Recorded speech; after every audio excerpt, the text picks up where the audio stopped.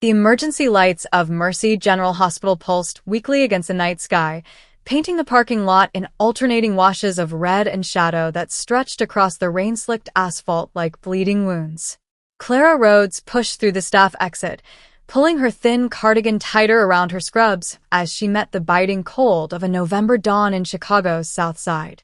Her feet ached after 14 straight hours on the floor, and the antiseptic smell of the hospital mixed with exhaustion still clung to her like a second skin she could never quite shed. The phone in her pocket showed 3:42 in the morning. Her car sat alone in the far corner of the lot, which meant she would have to cross nearly the entire empty expanse where security cameras had been broken for months, and no one seemed to care enough to fix them. Clara exhaled, her breath dissolving into the freezing air in thin, trembling clouds. She turned toward the row of vehicles near the loading dock, the shortcut she had taken countless times before. But tonight, something made her stop. A child was slumped against the rear tire of a black SUV, her small body folded in on itself, a pink jacket soaked through with rain, the weak yellow parking light catching only the edge of her face. Pale, motionless, lips drained of color. Clara had planned to ignore it, planned to keep walking like she always did. In this neighborhood, passed-out drunks and addicts were nothing unusual, and getting involved usually meant trouble. But something about this child made Clara freeze. Even in the weak light, she could see the expensive fabric of the jacket, the delicate features, the small designer shoes. Nothing that belonged to this forgotten corner of Chicago's most dangerous hospital parking lot. She dropped her bag and ran, her heart slamming against her ribs. "Sweetheart, can you hear me?" No answer. She knelt, placing a gentle hand on the child's shoulder. The little girls had lolled to the side, revealing a face no older than 8. Delicate bone structure, dark blonde hair matted with rain, skin that should have been warm with life, now cold as marble. Her breathing was so shallow, Clara had to press her fingers to the tiny throat to feel the thread-like pulse beneath the skin. This wasn't sleep. This wasn't fainting. The child was somewhere on the thin edge between life and death, and from the blue tinge creeping across her lips, death was winning. Clara's medical training overrode every instinct screaming at her to call 911 and walk away. She tilted the child's head back, checking her airway.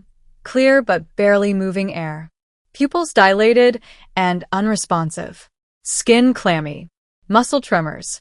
The clinical part of her brain cataloged the symptoms with terrifying precision. Poisoning, likely neurological, advanced stages. This child had minutes, not hours. Her hands moved automatically, pulling the emergency supplies she always kept in her bag, the habit of a nurse who'd worked too many nights in neighborhoods where ambulances came late or not at all.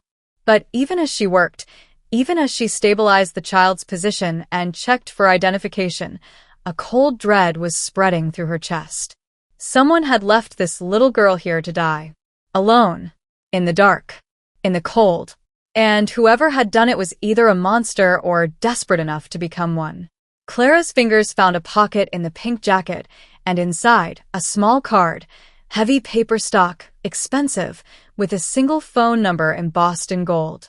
No name. No address. Just 10 digits, and on the back, written in elegant script, "In case of emergency." She stared at the card, her heart racing.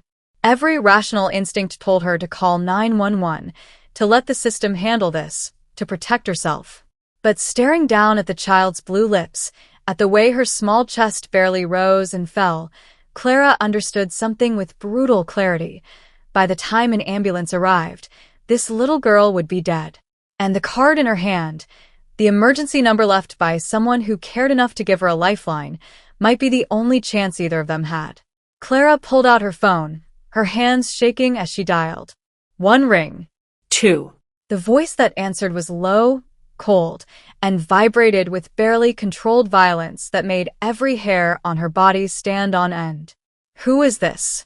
Clara's voice cracked, but she forced the words out. "Your daughter won't wake up. It's bad. I'm a nurse. I found her in the Mercy General parking lot. She's been poisoned. You need to come now." The silence that followed was so absolute, she thought the call had dropped. Then the voice returned, And this time it carried the weight of something ancient and merciless, a promise carved in stone. If she dies, everyone dies. Keep her breathing. I'm coming. The line went dead.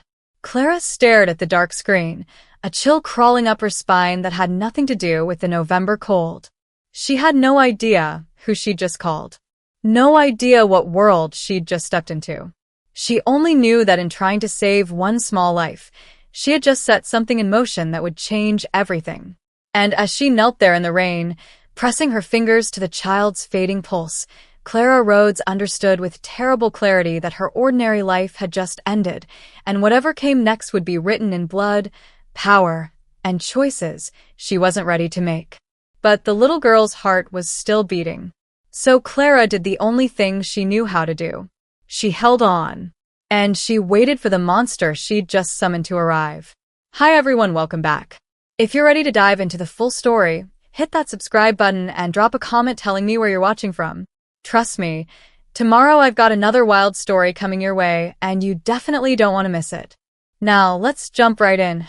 Rain had turned the asphalt into a black mirror, reflecting the emergency lights that never stopped flashing in this part of Chicago's South Side. Clara dropped to her knees, medical training overriding every survival instinct. The child was convulsing, pupils dilated, skin cold and clammy. Clara's hands moved on autopilot. Airway, breathing, circulation. She grabbed supplies from the emergency kit she always kept in her bag, stabilizing the child's position, monitoring her pulse. Clara pressed her fingers to the child's neck, counting the pulse, whispering reassurances to unhearing ears. She didn't know who she'd just called, didn't know what she'd just stepped into. All she knew was that somewhere in the darkness, something monstrous was coming, and she'd just invited it straight to her.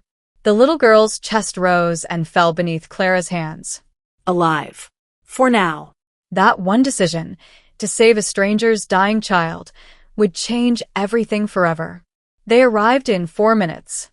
3 black SUVs screamed into the parking lot with military precision, tires shrieking against wet asphalt. Doors flew open before the vehicles fully stopped. Men poured out, armed, efficient, faces hard as concrete. They spread across the lot like shadows, securing every angle, every exit. Then he stepped out. Tall. Impeccably dressed in a charcoal suit that probably cost more than Clara's annual salary. Dark hair slicked back, sharp jawline, and eyes. God, those eyes, that could have frozen hell itself. He moved with terrifying calm, the kind of stillness that came from absolute certainty that the world would bend to his will. Dante Giordano. Clara didn't know his name yet, but she knew what he was. You didn't work the South Side without learning to recognize predators. A man in a white coat jogged behind him, carrying a medical case. Dante crossed the distance in long strides, his gaze locked on the small form in Clara's arms. For one heartbeat, his mask slipped, raw, devastating fear flashing across his face before iron controls slammed back into place. He dropped to one knee beside his daughter, and his voice cracked. Bianca. Daddy's here. The private doctor moved in immediately, checking vitals, preparing equipment. Dante's hand hovered over the child's face, not quite touching, as if afraid she might shatter. Report. His voice was a blade now, cutting through Clara's shock. She swallowed hard. Poisoning. Pupils dilated, respiratory depression, convulsions. She's stabilized but critical. I found her alone, unconscious. How long ago?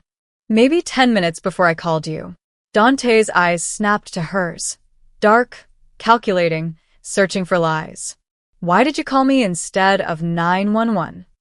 Clara held a stare, refusing to flinch even though every instinct screamed to run. Because the card said emergency, and your daughter was dying. I did what I was trained to do, save lives. Something flickered in his expression. Surprise, maybe. Or respect. He stood in one fluid motion, issuing rapid commands. His men lifted Bianca with practiced care, the doctor monitoring her as they moved toward the lead SUV. Dante watched until his daughter disappeared into the vehicle, then turned back to Clara. You're coming with us. Not a request. A fact. Clara's heart hammered. I need to get home. No. He stepped closer, and she caught the scent of expensive cologne and something darker underneath. Power. Violence held on a leash. You saved my daughter's life. That means you're valuable. And in my world, valuable things need protection. His hand closed around her arm. Not rough, but absolutely unyielding. What you did tonight? His voice dropped to something almost gentle, almost sad. There's no walking away from that. You're in this now, whether you want to be or not. The mansion sat behind iron gates and stone walls, lit by floodlights that turned night into artificial day. Clara counted at least a dozen armed guards as they passed through the entrance. Inside, marble floors gleamed under crystal chandeliers, but the elegance couldn't mask what this place really was, a fortress dressed as a home. They rushed Bianca to a converted wing that looked like a private hospital. State-of-the-art equipment, monitoring systems that belonged in trauma centers, a full pharmacy behind locked glass. The doctor, Dr. Alvarez, she learned, worked with quiet efficiency while Clara assisted, falling into the familiar rhythm of medical protocol even as her mind reeled. Tetrodotoxin derivative, Alvarez murmured, studying the blood work. Modified.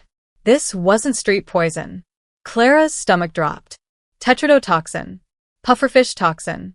Used for assassinations because it mimicked natural death. Someone had tried to murder an 8-year-old girl with a killer's precision. Bianca stabilized over the next hour. Dante never left her bedside. He sat in a chair pulled close to the bed, one hand resting near hers, not quite touching. Clara watched him through the glass partition. This man who'd been carved from stone in the parking lot now looked almost fragile, staring at his daughter like she might vanish if he blinked. But when his phone rang, the transformation was instant. He stepped into the hallway, and his voice turned to ice. Find whoever did this. I want names. I want blood. He listened, jaw clenched. I don't care if it takes burning the entire South Side. Do it. The monster and the father, occupying the same skin. Near midnight, Clara found herself in a sitting room adjacent to Bianca's recovery suite. Exhaustion pulled at her bones, but sleep felt impossible. Dante appeared in the doorway, tie loosened, sleeves rolled up, the first sign of disorder she'd seen in him. You should rest, he said, though he looked like he hadn't slept in days. So should you. He almost smiled. Tell me about yourself, Clara Rhodes. She stiffened. Huh? Do you know my name? I know everything about you. Foster care in Indiana. Nursing school on scholarships and loans you're still drowning in. Night shifts at Mercy General for 3 years. No family. No close relationships. His gaze was clinical, dissecting. You live alone. You save lives. And apparently, you don't ask questions. Clara's hands clenched. What about you? What about Bianca's mother? The temperature in the room dropped 10 degrees. She died when Bianca was 2, Dante said, each word carefully controlled. Murdered. Because of me. Because I thought I could protect them with money and walls and men with guns. His eyes met hers, hollow, haunted. That's when I learned that mercy is a luxury I can't afford. Clara stood, meeting his stare.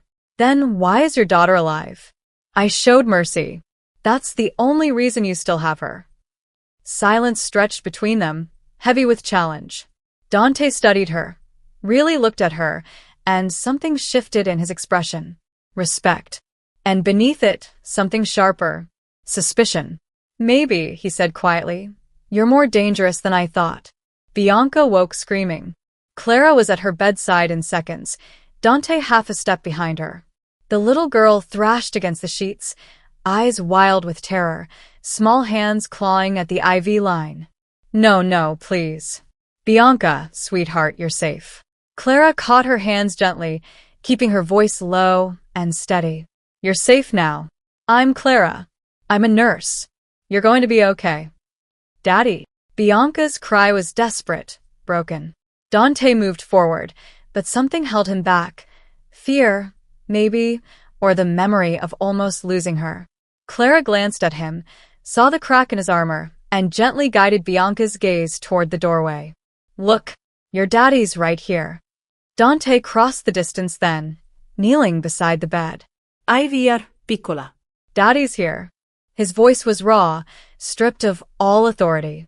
Bianca collapsed into his arms, sobbing. Clara stepped back, giving them space, but the child's hand shot out and grabbed hers. Don't go. So Clara stayed, one hand held by a terrified 8-year-old, watching the most dangerous man in Chicago cradle his daughter like she was made of glass. Later, when Bianca finally slept, real sleep this time, not toxin-induced unconsciousness, Dante led Clara to his study. The room was all dark wood and leather, walls lined with books that probably cost more than her car. He poured 2 glasses of whiskey without asking, handed her one. Damian Dragos, Dante said, his back to her, staring out at the floodlit grounds. Eastern European syndicate. He's been trying to take Chicago for 2 years. He took a drink. This was his opening move. Clara's hand tightened on the glass. He tried to kill a child. He tried to destroy me. Dante turned, and his eyes were cold, calculating. Bianca wasn't just a target. She was a message. Someone on the inside told Dragos where she'd be. Someone betrayed us, drugged her, and left her in that parking lot to die. The pieces clicked together in Clara's mind, each one worse than the last. They left her there to be found dead. You were supposed to get a body, not a survivor. Exactly. Dante's jaw clenched. Except you found her first. You saved her. He stepped closer, and Clara saw something dangerous flickering behind his eyes. And now whoever did this knows you saved her, which makes you a witness. A liability. Fear spiked through Clara's chest, cold and sharp. So, what happens to me now? Dante was silent for a long moment, studying her face like he was solving an equation. When he finally spoke, his voice was granite, absolute and unyielding. Now you stay alive. Because my daughter needs you, and because I don't leave debts unpaid. He set down his glass with deliberate precision. You're under my protection, Clara Rhodes. Which means anyone who wants to hurt you has to go through me first. It should have been reassuring. It should have felt like safety.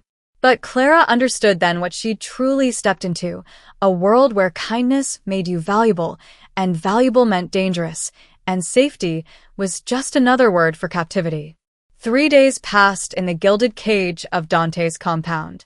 Clara lived in a guest suite that was nicer than any place she'd ever called home.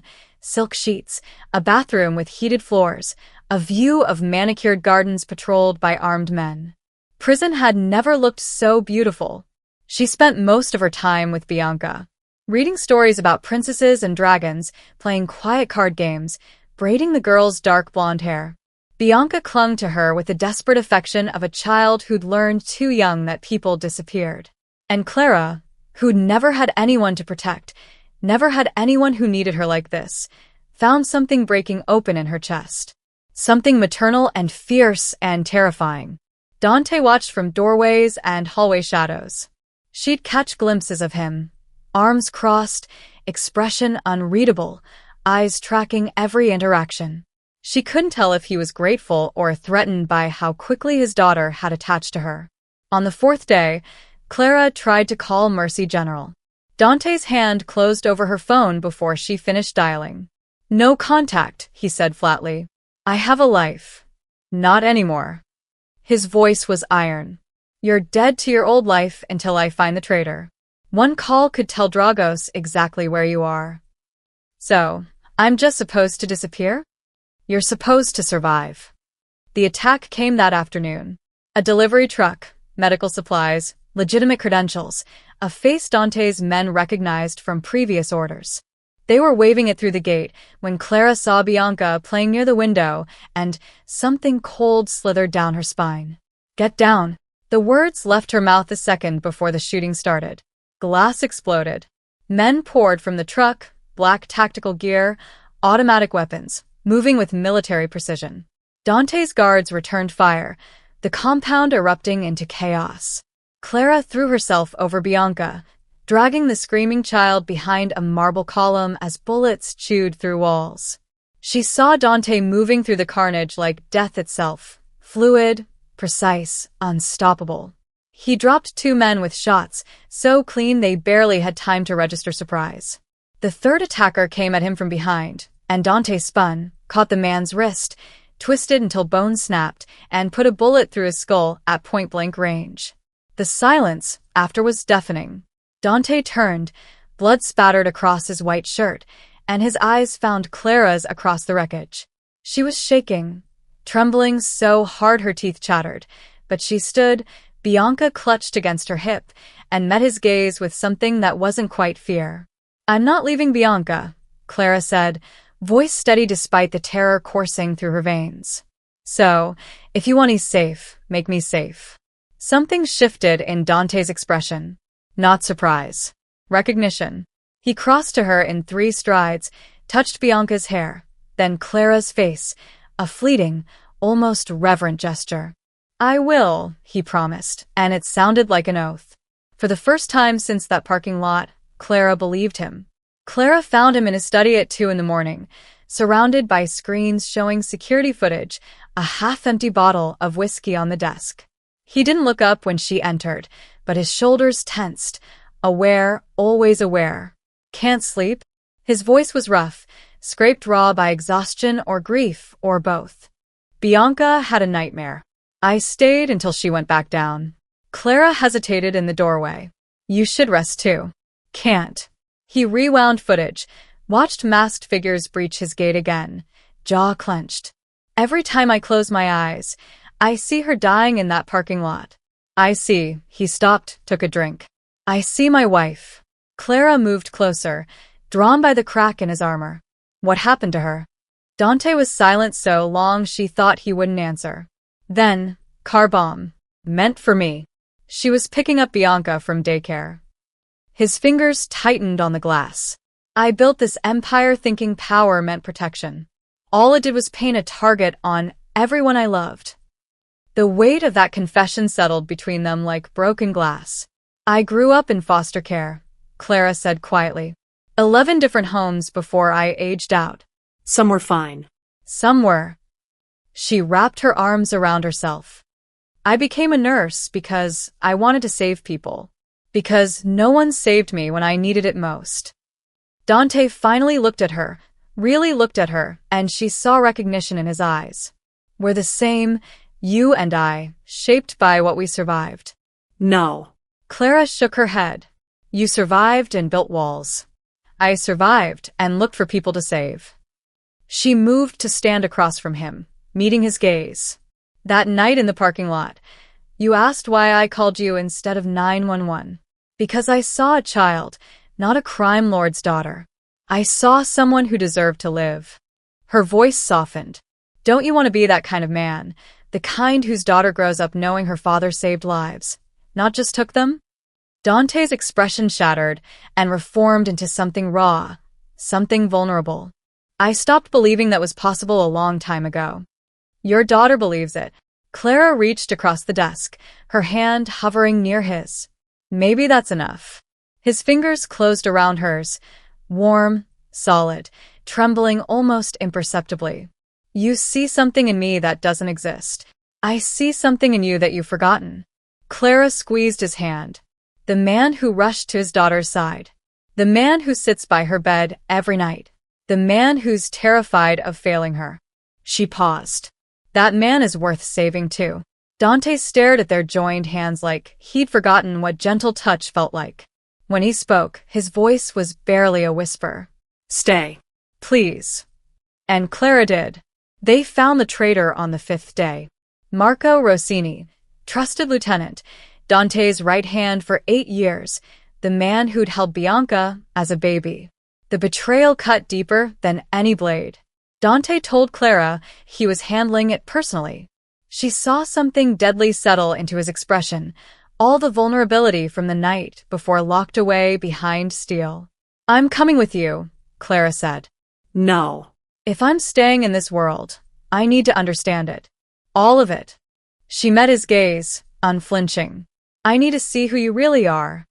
Dante studied her for a long moment, weighing something she couldn't name. Finally, he nodded. Don't say I didn't warn you. The warehouse sat in the industrial district, surrounded by chain link and shadows.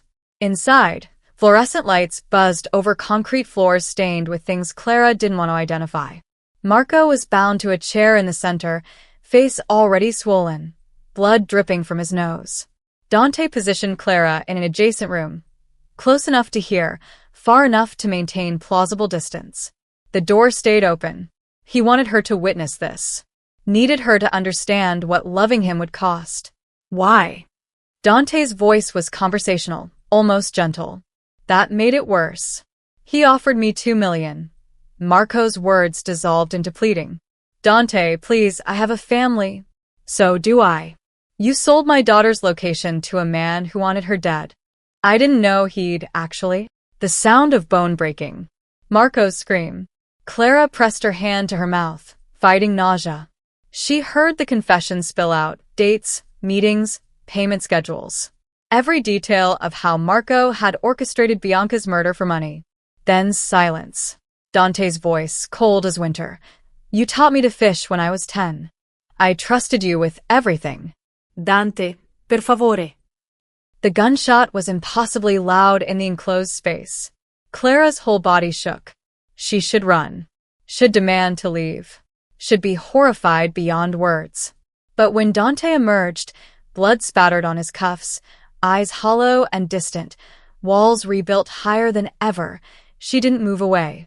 She stepped forward and took his hand. He flinched like she'd burned him. Clara, I won't pretend I'm okay with this. Her voice trembled but held steady. But I understand why you did it.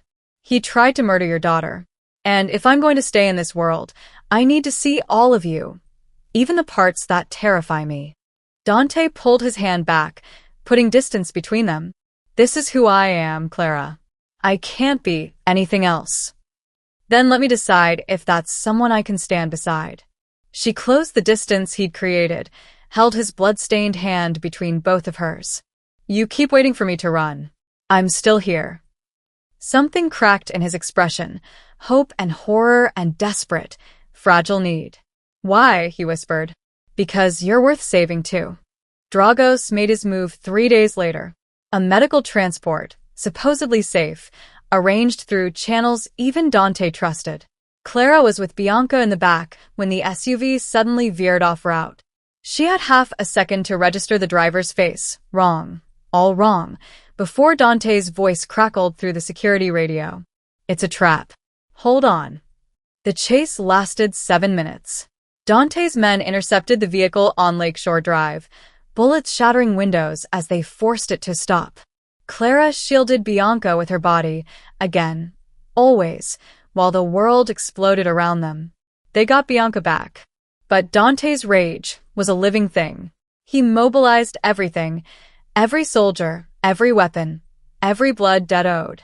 War descended on Chicago's underworld with brutal efficiency. Dragos's operations burned. His men disappeared. And Dante stood at the center of the carnage, orchestrating destruction with cold precision. Clara watched him slip further away, consumed by violence, and understood with terrible clarity. He'd win this war and lose himself completely. Bianca would be safe but orphaned in every way that mattered. She found him on the rooftop at dawn, checking weapons like a man preparing for his own funeral. You think the only way to protect Bianca is to die destroying Dragos, Clara said, stepping into the cold wind. But what if there's another way? Dante didn't look up. There isn't. This is the only world I know. Then build a new one. Clara moved closer, refusing to let him retreat behind walls. You said mercy was a luxury you couldn't afford, but I saved Bianca with mercy, and that's the only reason you're still standing. Power doesn't have to mean death, Dante. It can mean protection. It can mean change. You don't understand. I understand perfectly. Her voice turned fierce, certain.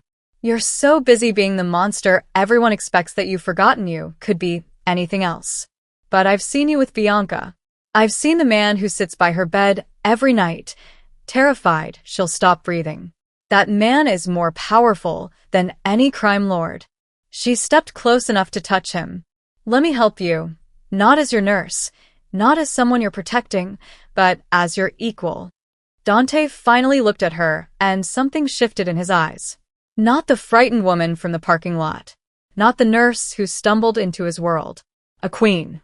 If I do this, if I try to change, it won't be clean. It won't be safe. Clara took his face in her hands, holding his gaze. Nothing worth doing ever is. But I'd rather stand beside you in the fire than run back to a life where I'm invisible.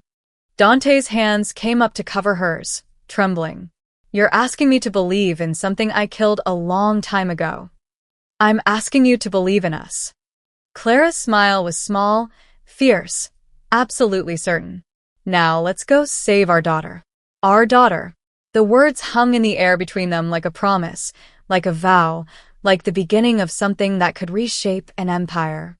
They didn't kill Dragos. They did something worse. They exposed him. Dante had spent years building leverage, insurance, evidence tucked away for moments like this. With Clara beside him, they fed everything to federal authorities, trafficking routes, money laundering schemes, connections to foreign operatives. Dragos went down in handcuffs on national television, his empire crumbling under the weight of his own crimes. Dante's hands stayed clean. Mostly. 6 months later, Chicago looked different through Clara's eyes. The Giordano empire still existed, but it had shifted. Medical clinics in neighborhoods the city forgot, protection that meant safety instead of exploitation, power wielded with something almost resembling mercy. Clara walked through the South Side clinic she'd helped build, treating patients who reminded her of the woman she used to be. Exhausted. Invisible. Surviving.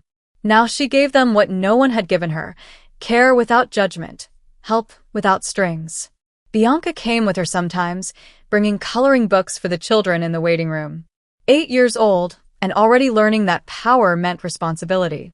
She called Clara by name now, not Mom, not yet, but something warmer. Something that felt like family taking root. Evening found them on the estate's terrace, Chicago's skyline, painted gold by the setting sun. Bianca ran ahead to the garden, chasing fireflies with the unself-conscious joy of a child who'd learned she could be safe and happy at the same time. Dante stood beside Clara, watching their daughter, because that's what Bianca had become, theirs, and his hand found Clara's like it was the most natural thing in the world. I never believed redemption was real, he said quietly. But you didn't just save my daughter. You saved me. Clara turned to him, this man who'd been a monster in a parking lot and was now something infinitely more complicated. Human. Hers. We saved each other. That's what family does. He pulled her close, pressed his forehead to hers. I love you. I don't think I've said that yet. You've shown it every day. Clara smiled against his lips. But it's nice to hear. Bianca's laughter echoed across the garden, pure and bright. The three of them stood silhouetted against the Chicago skyline, no longer nurse and crime lord, no longer victim and villain, but a found family who'd chosen love over legacy, mercy over vengeance, light over endless dark. Clara had walked into a parking lot to save a dying child and walked out with everything she'd never known she needed. A daughter, a partner, a kingdom they were rebuilding together, one act of mercy at a time. Sometimes the only way to heal a broken world was to stand in its center and refuse to let the darkness win. And Clara Rhodes had always been very good at saving lives. Clara's story opened a doorway to transformation, showing us that mercy is not weakness, but the most powerful force we possess, that love doesn't require perfection but courage, and that true redemption comes when we choose to see the humanity in those the world has deemed monsters. Her journey reminds us that within every person lies the capacity to rise above their circumstances, to demand better from the world, and to build something beautiful even in the darkest places. When we act from conscience, when we refuse to run from the fire, when we choose partnership over power, that's when real change begins. We hope Clara and Dante's story resonated deeply with you. If it did, Please subscribe to our channel, leave a like, and share this video so you won't miss the powerful, emotional stories we bring you every day. Stories of love born in darkness, of families forged by choice, of courage that transforms everything. But most importantly, we want to hear from you. Share your thoughts in the comments below. Tell us, would you have made Clara's choice in that parking lot? Have you ever had to decide between safety and standing beside someone you love? What does redemption mean to you? Your reflections don't just matter. They're what make these stories come alive, connecting them to the real struggles, choices, and triumphs in all our lives. Wishing every viewer strength in your battles, mercy in your victories, and the courage to choose love even when the world demands you choose fear. May you find your own Bianca to protect, your own Dante to see clearly, your own Clara-like courage when the moment comes. Thank you for walking through this dark, beautiful journey with us. We'll see you in the next story, where more complex hearts, impossible choices, and transformative love await. Until then, stay fierce, stay merciful, and remember, sometimes saving one life can change an entire world. Take care of yourself and those you love.